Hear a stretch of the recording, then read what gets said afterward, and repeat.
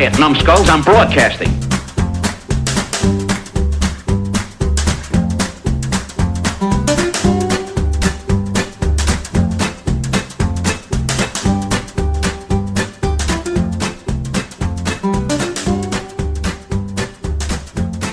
Howdy, partners, and welcome to Grumpy Nostalgia, the Second Look Cinema podcast, the show where we go back to the blockbuster new release wall of our memory, grab a copy off the shelf, pop it in the old VCR, and see what time has done to it. I'm Justin. That cowpoke over there is Mike. Hi, Cookie.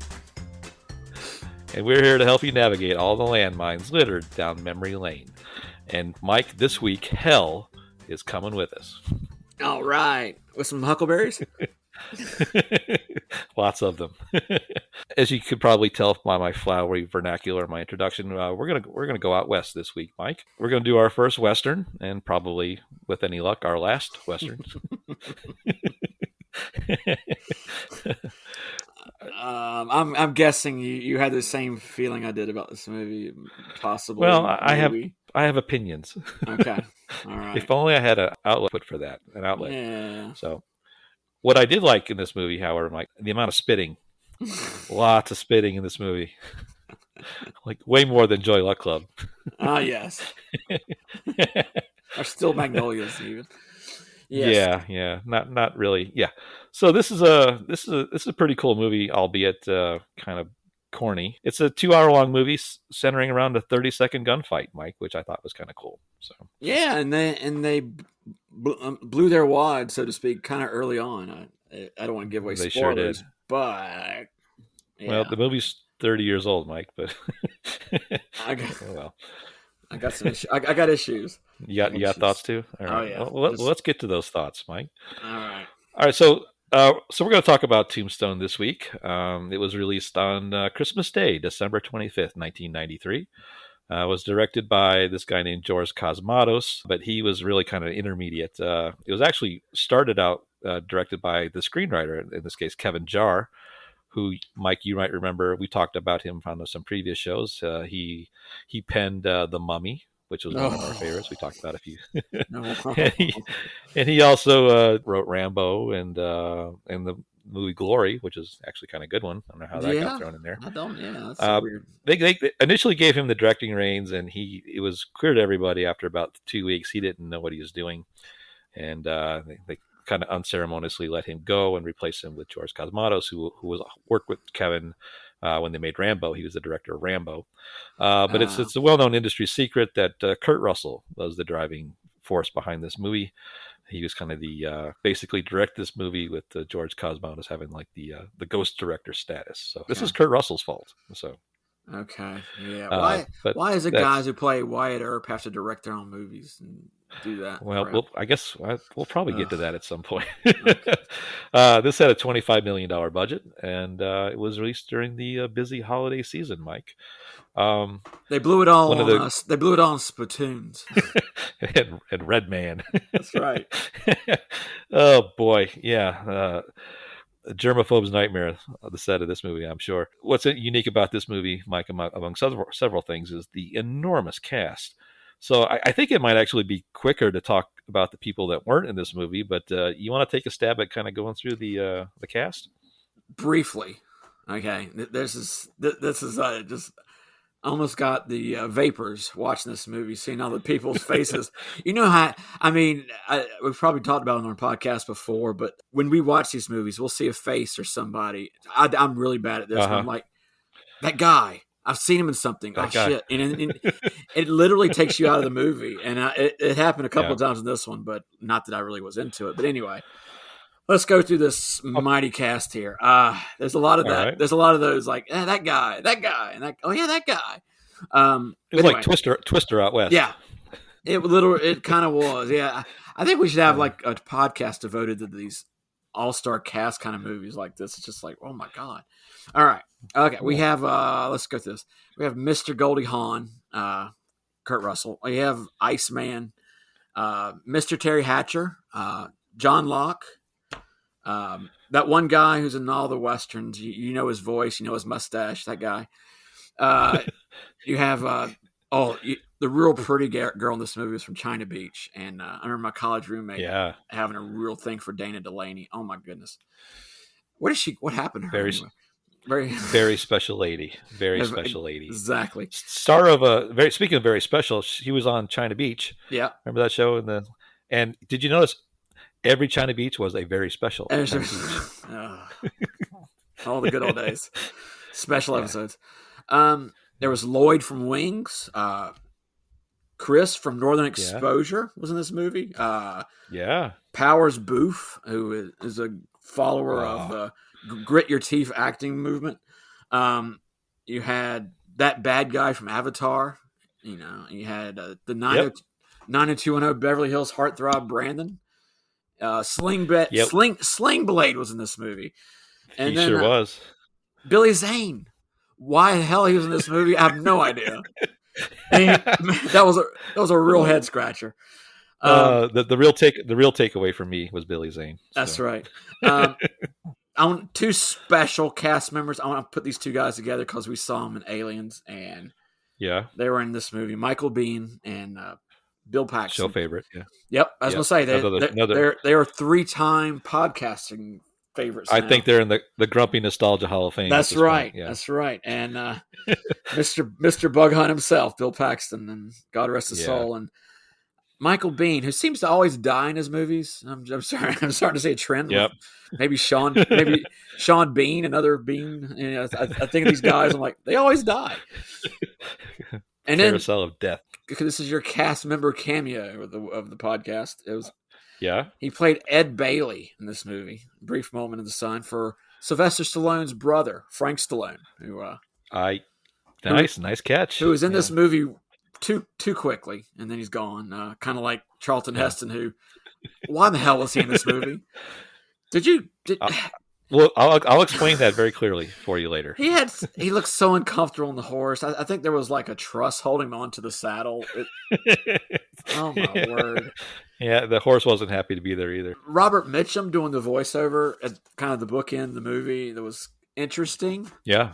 I'm not sure why not use Charlton Heston. He has a pretty distinctive voice, but who knows? But anyway, I don't know. There was many more people in this movie that were kind of like, hey, that guy, like there was Moe from Three Stooges was in this movie of all people. He was, yeah. Yes. So there you go. I could go on, but I could. Well, let's end it with Moe. I think lay down for a bit, honey, and I'll pick up from here. All right. I'm surprised you missed this one, Mike. On my own little surprise cameo, the actor Terry O'Quinn. Oh yeah, I mentioned John Locke. Yeah.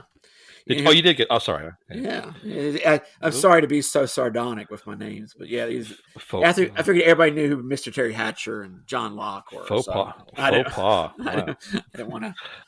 I'm embarrassed. Our audience is much smarter than you think, so Well, smarter than me, at least right now.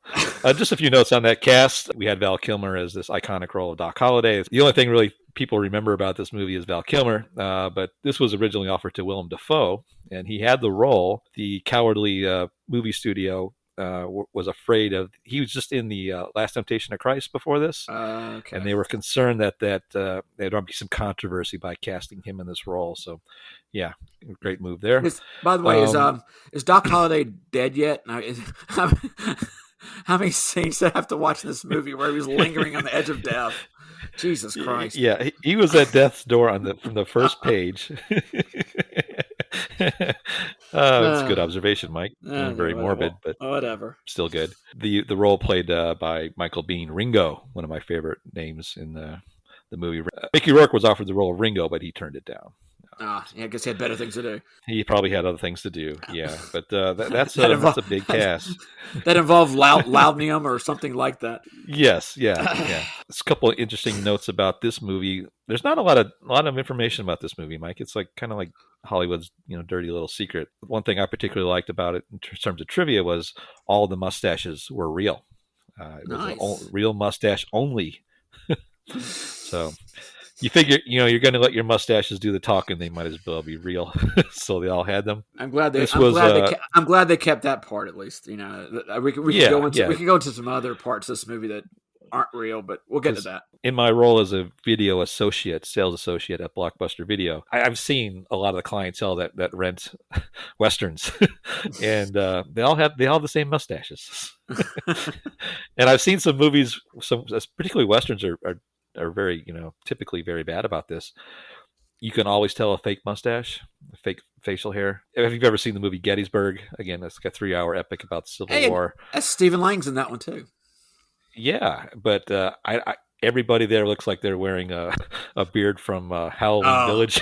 Martin Sheen is Robert E. Lee in that movie. His beard. Shame on you. His beard was particularly tasty. Yeah, I think Sean Connery's stuntman in The Rock had better accoutrement. The wig. The wig. But yeah, so in the long, sad history of Hollywood not having a whole lot of creativity, this is one of those things where they had two very similar movies coming out at the same time. You remember like Volcano and Dante's Peak and Armageddon and what was the other one? Deep Impact. Thank you. They had two concurrent Wyatt Earp stories going in the beginning of spring of 1993. The other one you'll remember is the Kevin Costner vehicle, written and directed by Lawrence Kasdan. Also had Gene Hackman in it. There's some folklore on this one. Apparently, America's sweetheart Kevin Costner really seriously tried to tank Tombstone several times through some sabotage, trying to convince investors to back out. Eventually, the Tombstone won the race, so they were able to release their OK Corral epic around December '93, and then Wyatt Earp, because of its bloated size and bloated budget, came out the following June in 1994. Too little or no fanfare. We'll kind of get to that at the end of the story. So 1993, Mike. It was the Christmas season. We were having a joyous holiday in the movies. Philadelphia and Schindler's List were in the theaters. Oh, those are some everybody was full of holiday cheer. Murph and this movie, So this movie came out on the same weekend as Grumpy Old Men, and indie favorite What's Eating Gilbert Grape. Oh yeah. And then also the Oliver Stone Crap Fest Heaven and Earth also came out. So it was, So if you want to hear a Vietnamese woman screaming for 3 hours, that's the movie for you. Kind of a powerful emotional thing, but not really good. Some other things in 1993, Mike. The top songs on the radio were "I Would Do Anything for Love" by the dearly departed Meatloaf, who we lost sadly just recently, and then Janet Jackson and Mariah Carey also had some songs on the top of the charts. Probably the same song. I probably couldn't tell the difference even to this day. A week after this movie came out, Windows 3.1 was released, Mike. Wow. That takes you back.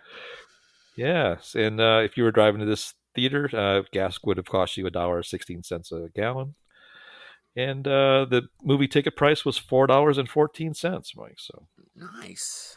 Yeah. And we had just invented webcams. The first webcam was on the World Wide Web the week after this movie came out. So to some degree of success and longevity. We're looking at just like Mariah Carey. Yeah. She looks the same, right? Yeah, exactly. Yeah, so the webcams worked. I mean, we're looking at each other's twisted figures right now on them. Woohoo! Woohoo! All right, so we're in the theater, Mike. We've got our popcorn. We've got our $4 and $14 ticket in our pocket. So we're ready to roll. Are you ready to roll this thing out? I guess so, partner. All right, hit the button, Mike. So the movie kind of opens up with Robert Mitchum's narration. It kind of looks like old movie tone news. It's kind of like sepia-toned cornball already. I like it's kind of set in 18. I know. I like the guy that like shooting right at us, a la like Goodfellas. Goodfellas. Yeah. It's like, wait, what? Joe Pesci's in this movie? He doesn't have a mustache. Yeah, it's just like the rest of us schnooks. But he's given some, exposition, some narration about how Tombstone had become a silver mining town and kind of a boom on the local economy, and it really kind of had become the equivalent of Las Vegas with all the cash that was going through the town. And wherever there's crime, Mike, there is of course organized crime, and that's represented in our movie here by the Cowboys, Yes, who are again, all have mustaches, but they're a little more disheveled mustaches, and they all wear their hats kind of funny. That's how you can tell the difference, Mike. Yeah, that kind of like pulled back, like yeah, yeah. I love that. That's slightly more grimy, slightly more dirty. The Cowboys have a movie's about as subtle as a pile of manure, isn't it? It's very nuanced, yes. And they also are represented by the red sashes they wear, Mike, kind of like the Bloods. No, those red sashes represent something entirely different in the movie Cruising with Al Pacino. But you digress. But yeah, as the kids say, don't go there. So it kind of opens up with this wedding, and there's a mariachi band, so we're already in for trouble. And these bad guys kind of show up and just kind of kill everybody, kind of crash the wedding, literally. And it's led by this main character played by Powers Booth, who all people of our generation know as the Air Force pilot in Red Dawn, the real Red Dawn movie. That's right. But he was awesome in that. His name's Curly Bill, and I guess I don't know where that came from, but he's Curly Bill. No, it's a real character, and I will. Yeah, it's all based on a real story, right? I will expound on this later. Okay, okay, can't wait. Sounds like it's going to be great. You can barely get the words out of the intro. Keep going. But apparently the people in the wedding had killed one of his guys, so he comes back in revenge and kills the groom, and eats all the food and just causes a general havoc. Shoots a priest, so that's good. But the good news is they make the mariachi music stop, so that's the only silver lining. So we kind of cut back to Tombstone itself proper, and we see Wyatt Earp roll up in his 5.0 with the rag top down, so his hair can blow. He's played by Kurt Russell, and he's got aspirations to try to set up a new life here from his adventures in Kansas as a lawman. It's here where we meet his two brothers, played by Sam Elliott, right? Yes. Sam Elliott. Finally. The mustache guy. The mustache guy. Mike, at the time he was filming this, he was 49 years old. God, he was younger than us. He's younger than we are now. So he hasn't aged that much in 30 years. I mean, honestly. No, his mustache was 60, but he was 49. And he's also met by his other brother, Morgan, who is played by our show favorite, Bill Pullman. Yes. Paxton, sorry. Who has one of the best lines right here, where he says, "Yeah, hot damn, this bird is jumping." I love that line. That's his best line, and he really needs to utilize those lines because he has more spits than he has lines in this movie. I actually found a couple scenes where the camera lingers at the end of the scene, waiting for Bill to spit, and then when they cut, you can almost hear the director say, "Cut, beautiful, we got it, Billy, thank you." So they're kind of rolling into town, and they kind of go into this little crappy bar, and we see an uncredited Billy Bob Thornton kind of bullying everybody, and he walks. Wyatt Earp walks up and kind of confronts him, and he doesn't like bullies, so he gives him a good couple slaps, and then he releases one of my favorite lines of all time. Like Billy Bob gets up to like face off and confront him, Kurt Russell counters with "Skin that smoke wagon and let's see what happens." Yes. Regarding the gun he pulled, Mike. Yeah, that smoke wagon was like a term I never heard before for a gun.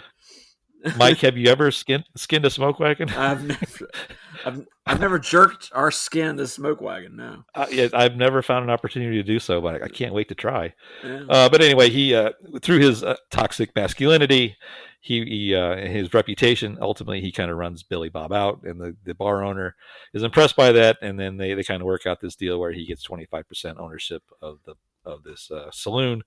And all just like that, he's got a job.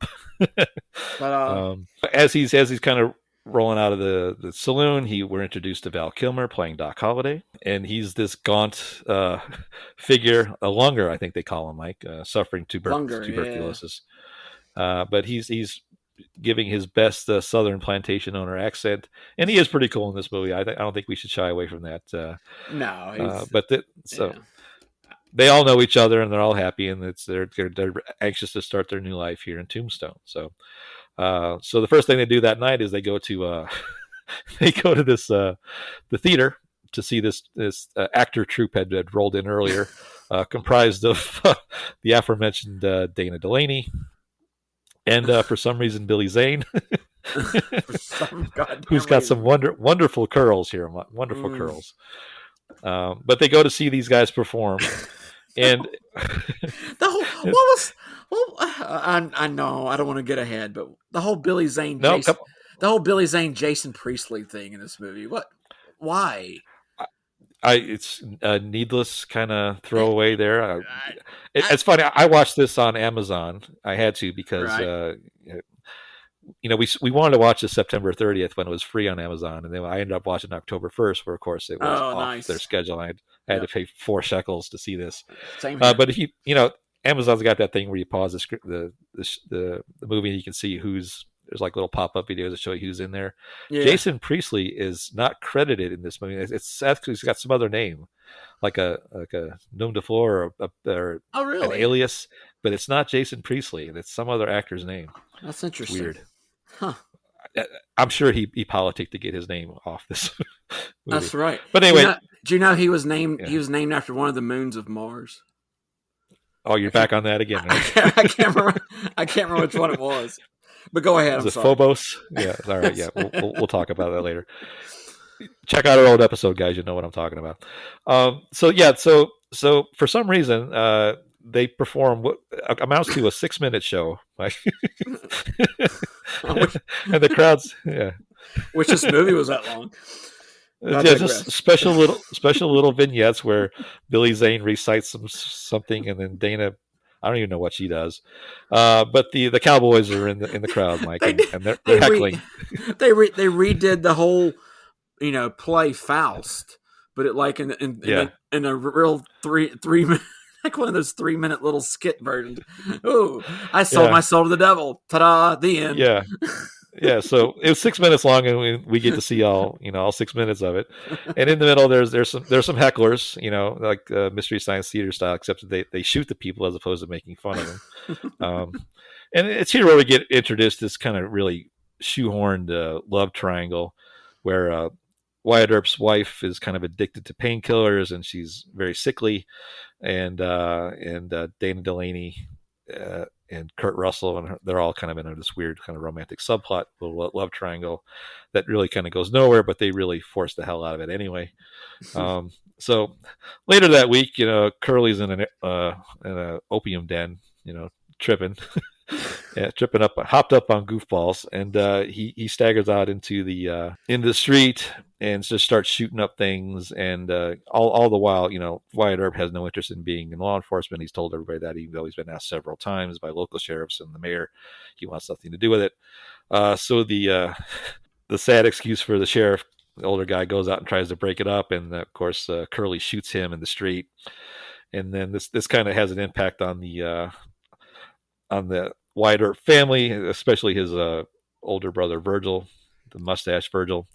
His guilty conscience kind of kicks in, and he ends up taking over the role of sheriff, much to Wyatt Earp's chagrin, because he didn't want to really get involved. And then that's where I guess the second act, if there is such a division in this film, kind of kicks in, where Virgil Earp's out there enforcing the law on these cowboys, and he's insulting them, and they don't like it. And later that night, some of the cowboys come back to settle the score, and that's where we get our first kind of shootout scene. This is the OK Corral scene, Mike.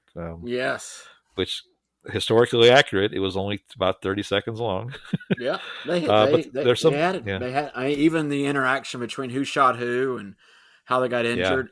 Yeah. Everything was exactly, as far as I know, based on historical events.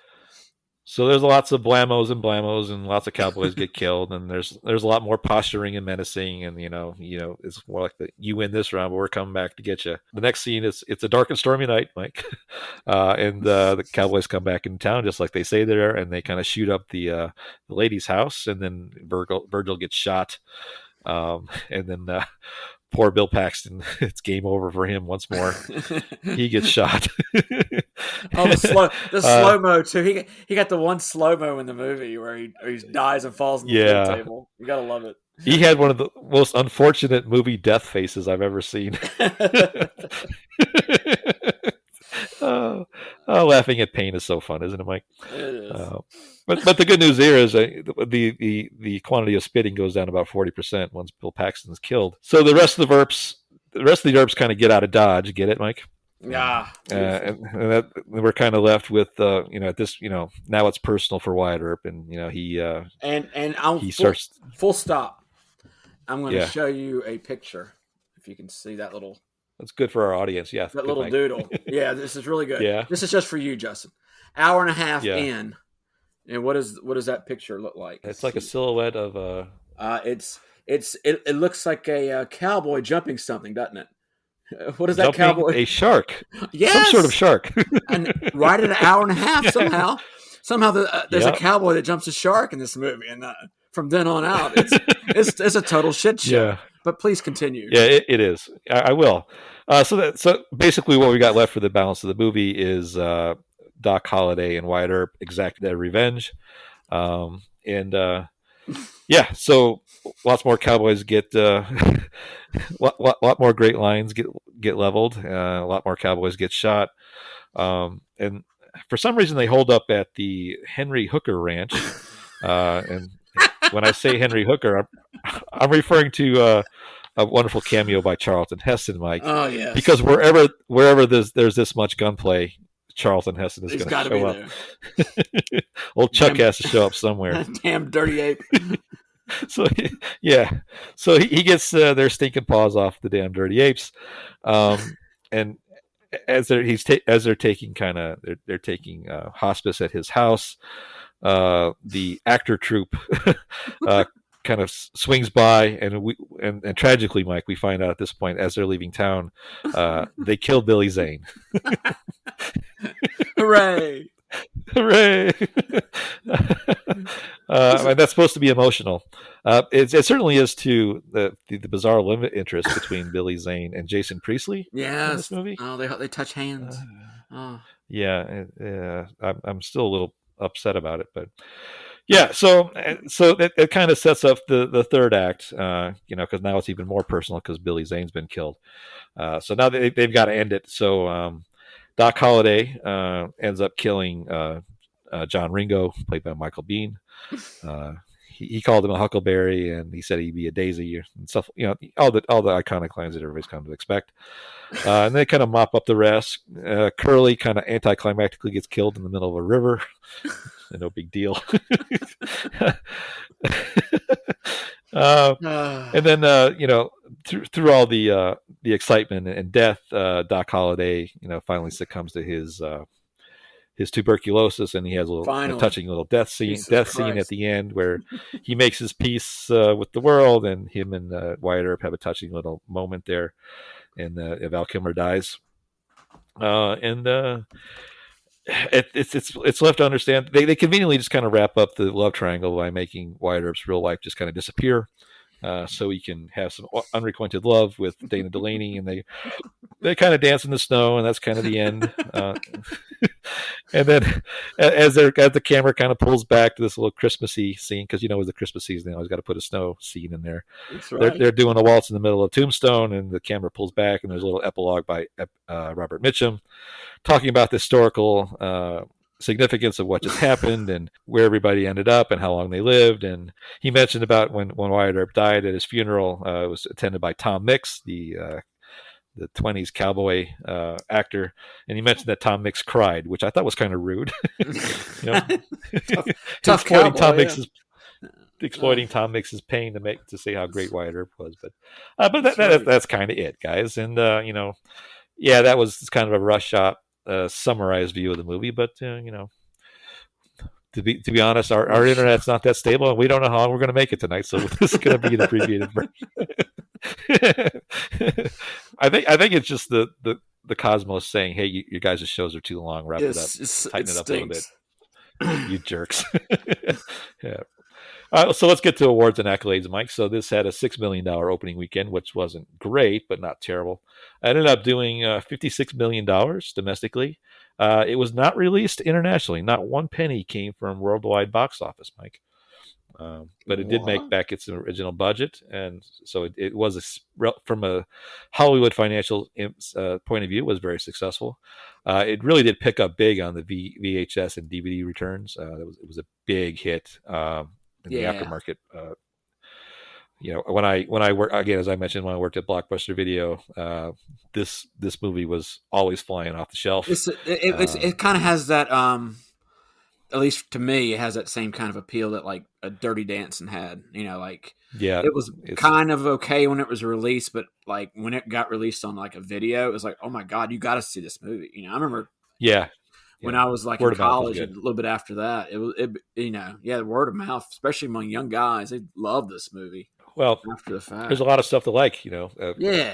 Very crowd friendly, very agreeable type of movie. It came out at a good time for because it was in one of those dips when nobody really knew about westerns, and that whole part where westerns kind of died out in the 70s, and then they kind of made a comeback just from this movie and the Wyatt Earp movie, I guess, a little bit. Well, a cowboy with a good revenge tale, with it's got all the parts, all the pieces for a good, agreeable movie, right? And that's exactly what it was, and these are the things that the kind of bloated studio version of Wyatt Earp 6 months later did not have. It wasn't really a lot of fun, and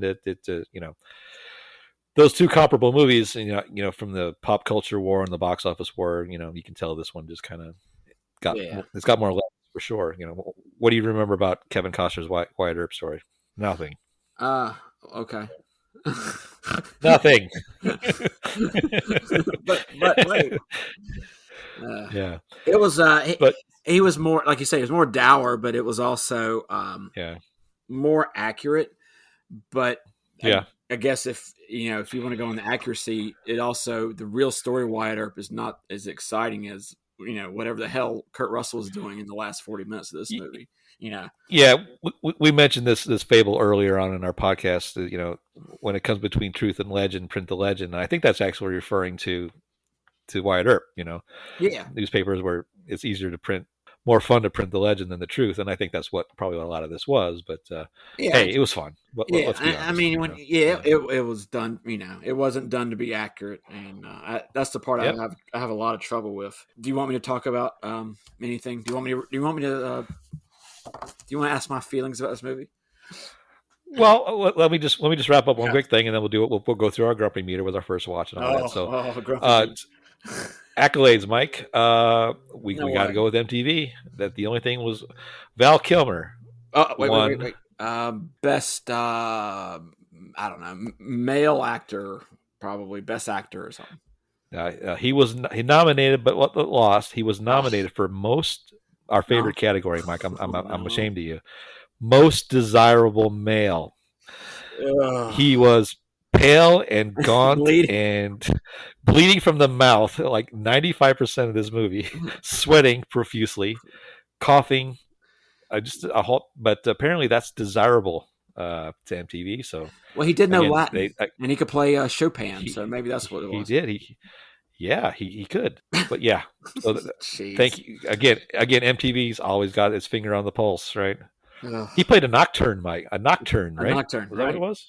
Yeah, he didn't know. He didn't know Stephen Foster, but he played a Chopin nocturne for some reason.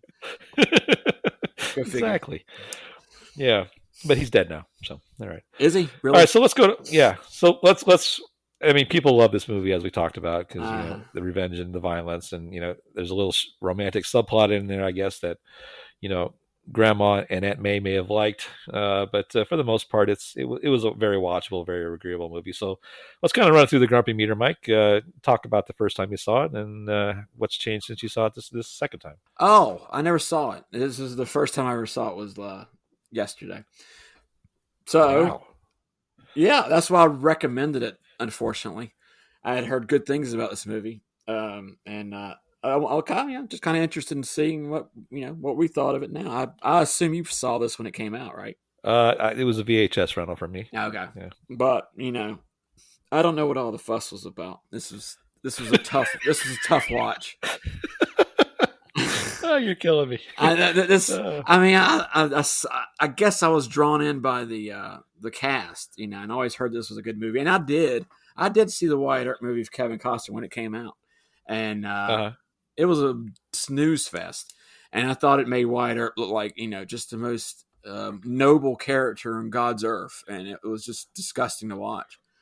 But it did have some gray area in there, although I think Kurt Russell's Wyatt Earp, at least the first hour and a half, was probably more accurate as far as being in that gray area of not as upstanding as he should be. And I happen to know a good bit of history about this, and I think that's what probably influenced why I hated this movie so much. And the first hour and a half was really well done. I mean, except for the Earps' reason for being there, the Earps weren't there to settle and settle down and raise their family. They were hired to keep these cowboy guys who were not just sitting around drinking and I mean, these guys were legitimately trying to sell beef at a low rate to miners who were in town, and they were getting no, seriously, that's why they were that's why they were abominable. Cowboys. Yeah, exactly. And their gray area was they were stealing the cattle from Mexicans and bringing it into Arizona to sell at a cheaper rate than the other cowboys who were the more legitimate business, who were raising theirs domestically. And that's why So wait, they were building the beef and they're going to Mexico pay for it?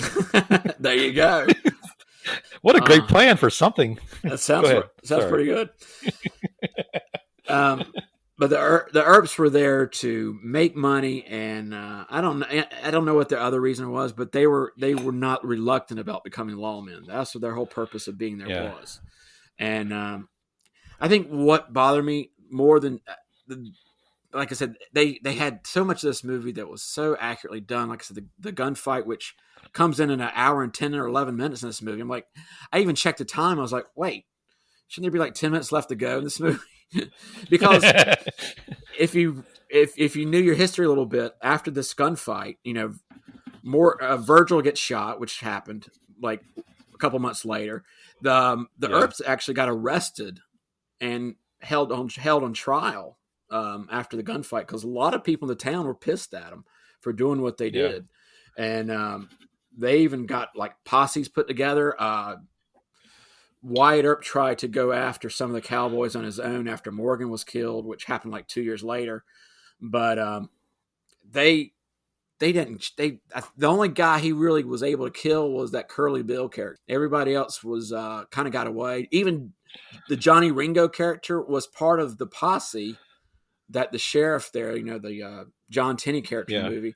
He actually hires Johnny Ringo and some other guys to hunt down Wyatt Earp and these other guys who were trying to. It was kind of a circle jerk because they were trying to get the other cowboys, but anyway, forget all that. What bothered me the most was, if you ever watch, they're trying to paint the cowboys as a mafia family almost, and they were not set up like that. And just the fact, you think of the Godfather movie, one of the most famous lines in there is, "It's not personal, it's business." Right. This movie had it ass backwards, where they made everything in this movie set up to be personal, the McClarys and the Clantons are really hateful to the Earps, and they called us names. It wasn't like that. The Earps were actually butting into their business, and it was exactly about business, and that's what led up to the gunfight. It was the Earps trying to shut them down, basically, and this was their way to fight back. And I think that's what got me. And then all that shit with Russell, excuse my language, but all the shit with Wyatt Earp going after him, and little scenes where he's shooting people from his gun. He's doing little tricks. He shoots the one guy underneath his horse. I was like, "Are you shitting me?" The whole tone of the movie changed, and it was just. Well, he's a superhero. Yeah. It went so far off the rails. It pissed me off as somebody who kind of knew the history of it, and it makes. they killed what, about 40, 50 guys there in the last 20 minutes. So it's like, what the hell's going on? That was the good part, Mike. It made me think, okay, if I was a kid and watched this movie, I'd have wanted to say, okay, I'm going to look up in the history book about this guy. Holy shit, I can't believe he did this. Because in the movie itself, he tells his brother, you know, he's only been involved in one gunfight in Dodge City. And that was true. I mean, he's like, oh, wow. You know, he makes it sound like it's a really big impact to shoot a man. And really? Is it that big an impact when you're like just killing people willy-nilly?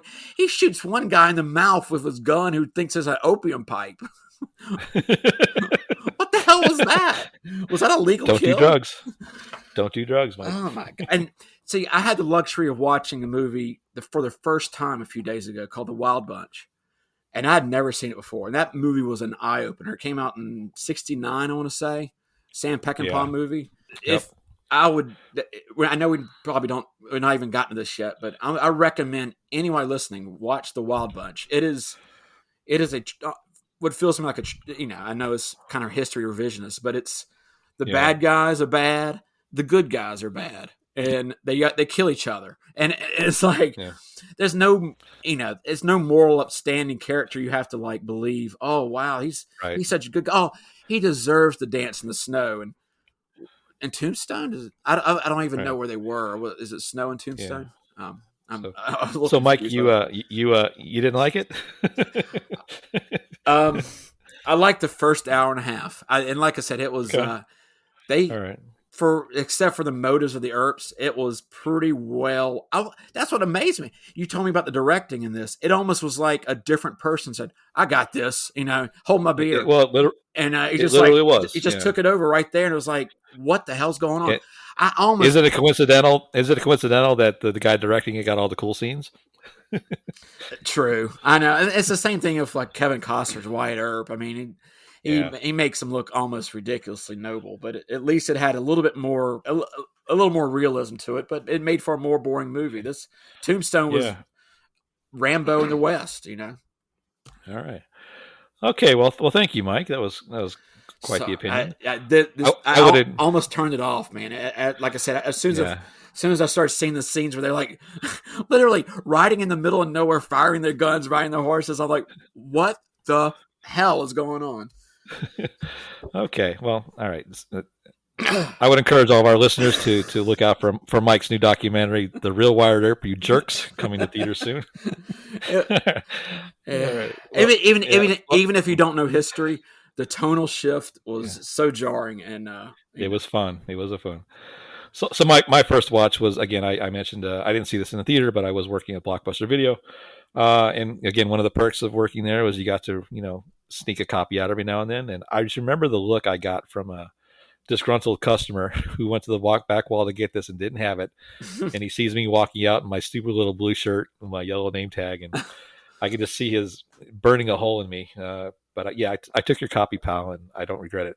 But I watched it and I said it was okay. I mean, I've never been a big fan of the Western genre.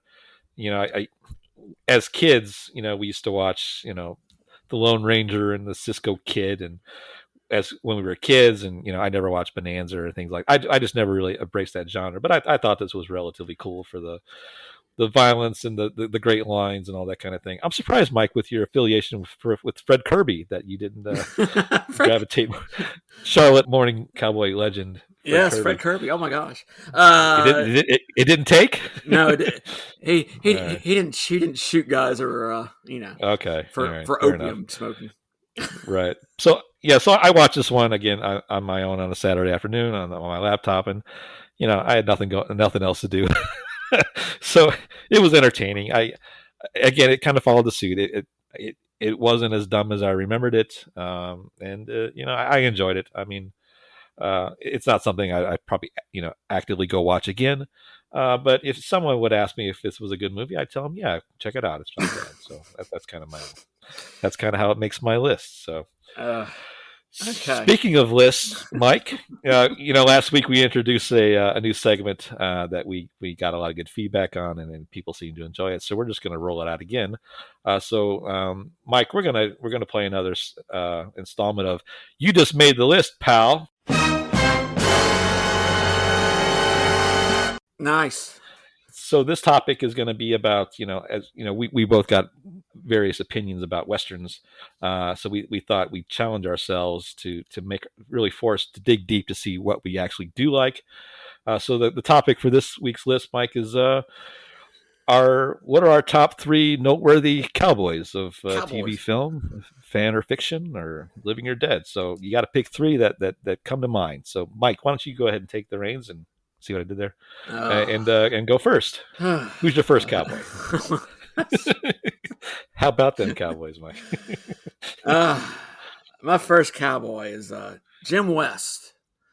He's my favorite TV star of all time. Probably my favorite TV show. My favorite hour-long TV show of all time, Wild Wild West. Okay. Robert Conrad is the quintessential secret agent cowboy, and you can't tell me otherwise. That's a good one.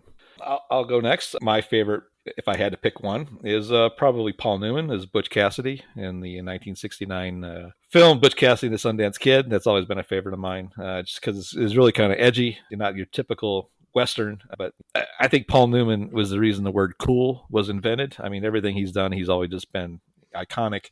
And the amount of lines out of that movie, my favorite is pretty generic, but it's the one where the posse that's been chasing him the entire movie kind of get him up a cliff, and they have to jump, and Robert Redford has a rare moment of humanity where he says, I can't swim.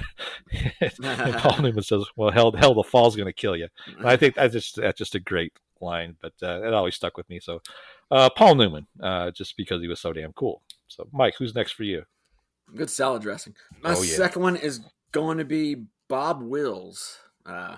You might know him from his band, the Texas Playboys. A cowboy per se, but probably the founder of country and Western kind of Texas music. When you say Western swing, you think of this guy. Both types of music, country and Western? Country and Western, yes.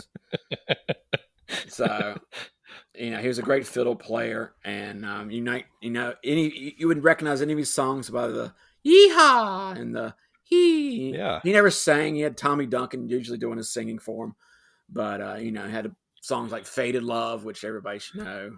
It's probably you, Justin. And then Bubbles My Beer, one of my favorites. But there you go. There's my second cowboy. I like that one. He at least dressed like a cowboy, and he was from Texas. So there you go. All right. Well, I kind of exhausted on my real choices, so I'm going to go a little bit deeper, Mike. A little deeper cut here. I'm going to go with Cowboy Curtis from Pee Wee's Playhouse. Oh, I knew you were going to go with that. I literally. Did you really? I was like, I thought, what lame cowboy can you come up with? And I was thinking, yep, Pee Wee Herman. Well, I take umbrage with the word lame. I think you try wearing a Jerry Curl mullet and tell me how cool you look. What? But Curtis, you can argue that he's not a real cowboy. But Mike, what's his first name? Cowboy. Thank you very much. He had a magic lasso, Mike, just like Wonder Woman. Oh wow! There you go. But I think that doesn't help your cause. But I think the more manly element of this is that he was able to consistently deny the advances of Miss Yvonne. You think about Pee Wee's Playhouse; there weren't really a lot of men around. You had Pee Wee, who was kind of a suspended adolescent, and you had Jambi, who was just a head. And so when Miss Yvonne saw a real man, but he was able to spurn her advances, and for that reason, he is my second favorite cowboy, Mike. And I don't care what you think about it. Wow, this really, I'm on pins and needles for number 3 for you. I'm going to put you on the ground with the next one. But right. Go ahead, bring it home, Mike. Roger Staubach, I got him number 3. Oh, come on, number 3. No, I call probably number 1 on my list. My dad went to school with him in the Naval Academy, and he always had good stories about him. And he was the reason I loved the Dallas Cowboys in the 70s. Before Jerry Jones and Jimmy Johnson showed up, there was actually people who liked the Cowboys, and they were America's team. Yeah. Roger Staubach kind of exemplified the Cowboys, and he's one of Hank Hill's favorite players, so can't be all bad. Yeah. Well, I was always a big fan of Jethro Pugh, Mike. So sweet Jethro Pugh. Sweet Jethro Pugh. I was a Hollywood Henderson guy, so Okay. Yeah, they were a lot of fun for all the cocaine, I suppose. Yeah. All right. Well, all right. I'm going to let you sneak by with that one, but I don't think Roger Staubach rode a horse or He was a cowboy. wore a cowboy hat per se. Was he? Okay. All right. Fair enough. He was a cowboy. You got me on a technicality. All right. I mean, he all right. Well, fine. He didn't have Jerry curls or deny the advances of a Zavi or whatever the hell that thing was. All right. Well, all right. Well, if you're gonna be that way about it, I have no hesitancy about going my last pick, which is Joe Don Baker in Final Justice. See, that's a good one. That's a yeah. good So I'm sure people know who Joe Don Baker is. If you're not, consider yourself lucky. Then he's kind of the portly. He plays golf. Portly hero. He plays golf in Congo. He's the portly hero of a lot of sadly made 70s film and TV. What I like best about his name in the movie, Mike. It's Thomas Jefferson Geronimo III. Geronimo, yes. Yeah. Oh my god. But what's great about Final Justice, the 1984 classic, is that it's basically an Italian mob movie, and Joe Don Baker is the only American in it. And it's just a vile, reprehensible, violent movie that got immortalized on Mystery Science Theater. But it's famous for Joe Don Baker's catchphrase, and they usually panned in on his lips when he said it, Mike. Oh. Go ahead on. That was yes. Well, what's cool about the movie is the bad guy in there is like the American CIA guy is the bad guy in Outlaw Josie Wells, the Redlegs. That's right. Yeah. It's good. He's a quality bad guy in both movies. So Final Justice. Check it out, guys. Nice one. The movie's tagline, Mike. I think you'll appreciate that. The movie's tagline is Joe Don Baker is looking for trouble. Oh no! How many times he gets like arrested like 8 times in that movie? It's just like, it's revolting. It is. All right, so I did have an honorable mention, Mike. I want to throw out there Sylvester Stallone in the movie Rhinestone. Yes, with Dolly Parton. Remember the I can still remember that stupid song. Remember Drinkenstein, the song Drinkenstein? No, I forgot that one. Thank goodness. Mike, that's the standout song of the movie. He's in a 10-gallon hat, and he's got like a raccoon tail on it, and he's got a rainbow vest on. Oh. Budweiser, you've created a monster, and they call me Drinkenstein. You don't remember that? Dude, I stayed away. Google it, everybody. If you watch that movie, please stop listening to our podcast immediately. Go get help. You're uninvited. Please unfollow. Hey, would you call the Dukes of Hazzard a Western, Mike? No, they're rednecks. No? That's totally different. Is that different? Okay. Yeah. There's rednecks are so different than cowboys. It's crazy. I just wanted to get some cultural verification on that. Yeah. Hey, remember the season where the two actors went on strike and they hired the cousins, doppelgangers that looked just like them. Oh, even had strength. The names were even the same. I can't remember them. Oh, this bothers me. I love what we used to be able to get away with on TV. It was so fantastic. Yes. All right. Well, I think we really hit bottom, Mike. Anyone still there? Yeah. So those who may not have figured it out, we don't have a giant audience, so we basically just play to each other. We don't laugh a lot, given our grumpy and curmudgeonly aspect on life. So the rare times that we actually laugh is when we try to make each other laugh. That's the real purpose of the show. There was I forgot. I just looked at my notes. I don't do this often because I had very little notes for this movie, but I forgot to list my credit of the week. This is the credit. Yeah, let's hear it. Yeah. Buckaroo coordinator. Pete Chireko. I had the same guy. There you go. What the hell creepy, is that? Man. Get out of my head, man.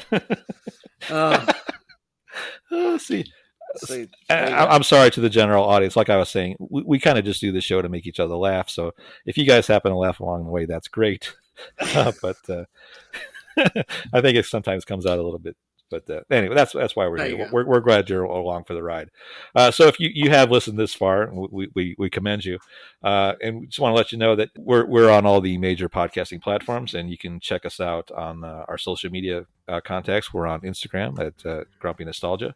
And if you ever want to send us an email or a comment, you can reach us at nostalgiagrumps@gmail.com. So if you have listened to our show for the first time or considering sticking around for more. Please consider giving us a follow and rate and review our show. We really appreciate that. And we put out a show every 10 days, and it's free of charge. So come on, what do you want for nothing? So Mike, I think it's time to pee on the campfire and ride off into the sunset. So do you got anything else you want to leave us with? I'm gonna give you a quote from Morgan Earp. It kind of relates to our friend Bill Paxton. There ain't no live and let live with bugs. We have not yet begun to defile ourselves, Mike. All right, so that's going to wrap it up. For Mike James, this is Justin, and we will see you again next time. Yeehaw. I'm your Huckleberries.